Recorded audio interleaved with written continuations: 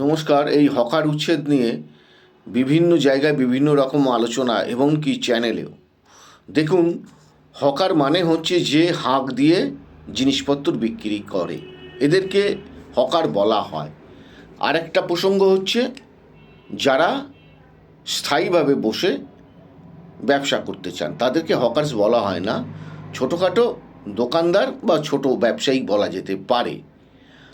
আজকে এই যে রেলের জায়গায় বসে যেসব দোকানদাররা রয়েছে, তারা তো চিন্তাভাবনা প্রথমেই করা উচিত ছিল যে আমি আজকে অন্যের জায়গায় বসে ব্যবসা করছি, এটা আমাকে যে কোনো দিন উঠে যেতে হতে পারে। অবশ্যই এটাই নিয়ম।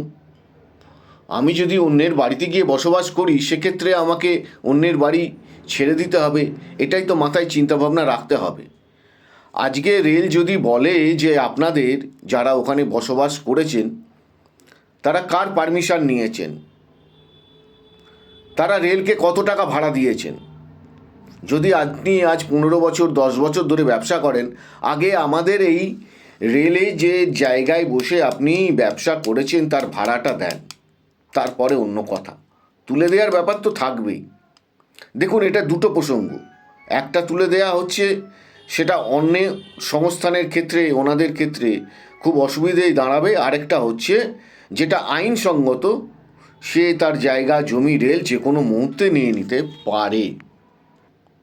এই হকারদের পুনরো অবস্থান দেওয়া তো কোনো মতেই সম্ভব হবে না। এখন রেলের অন্য যে জায়গাগুলো রয়েছে সেখানেই যদি বলা হয় যে আপনারা সব এখানে বসে ব্যবসা করুন, সেখানে কি মানুষজন যাবে ওনাদের কাছ থেকে জিনিসপত্র কিনবে? সেটা তো সম্ভব না। একটা রানিং জায়গায় ব্যবসা করা সেটা একটা আলাদা ব্যাপার।